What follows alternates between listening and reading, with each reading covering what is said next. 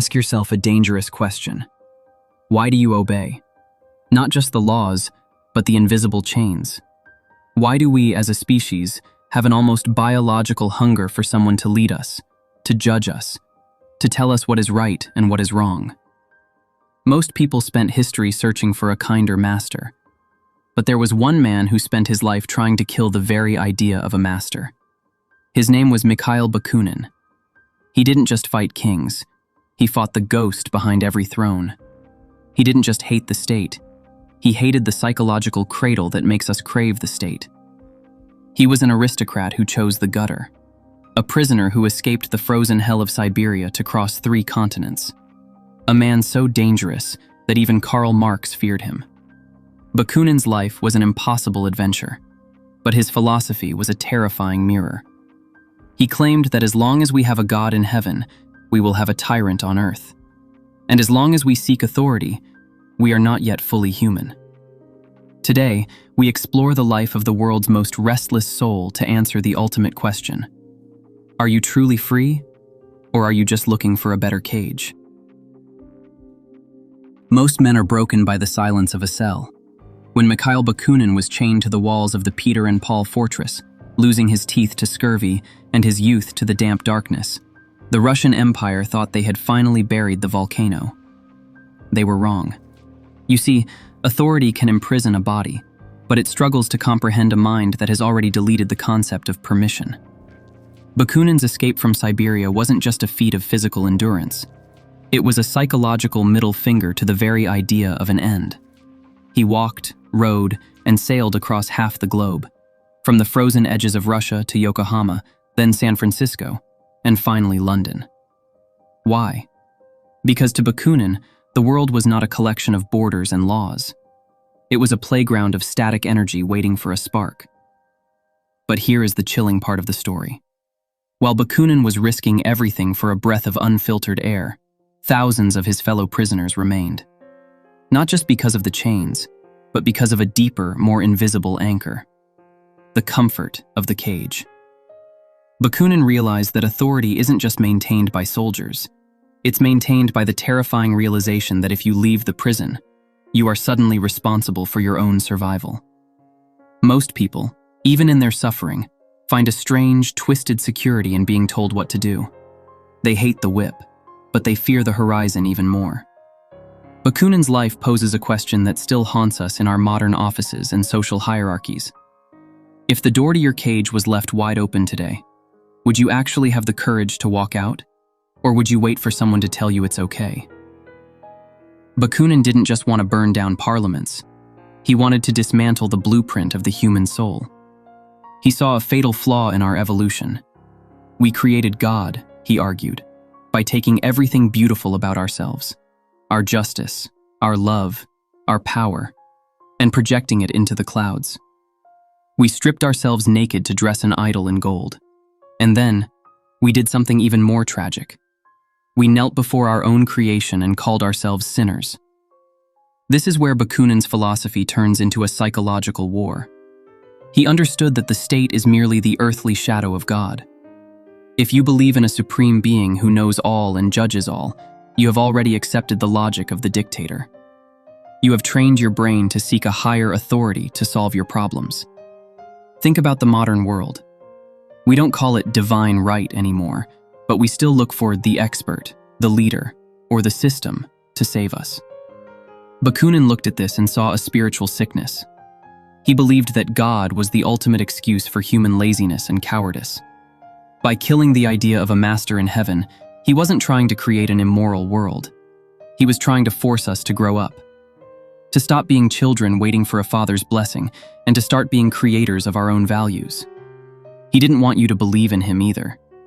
In fact, if you started following Bakunin blindly, he would probably be the first to tell you to go to hell. Because the moment you follow, you've already lost the battle. History likes to remember the 19th century as a battle between capitalism and communism. But the real, visceral war was happening inside the revolutionary movement itself.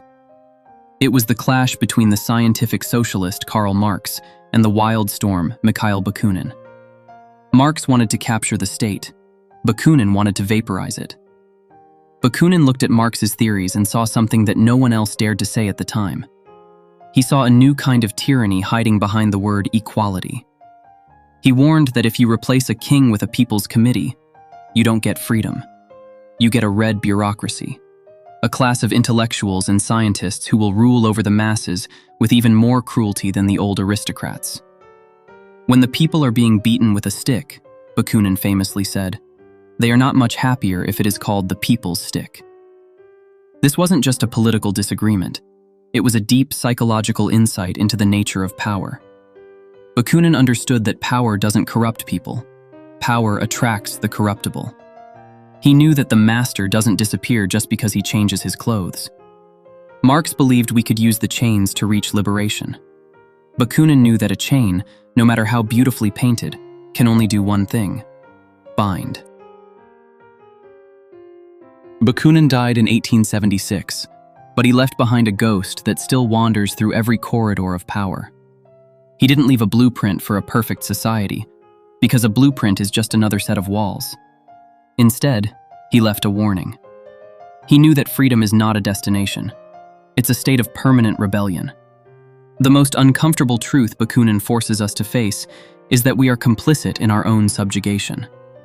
We love the safety of our masters.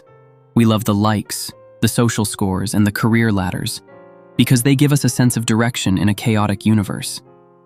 We are terrified of the void that comes when you stop following. But look at the cost.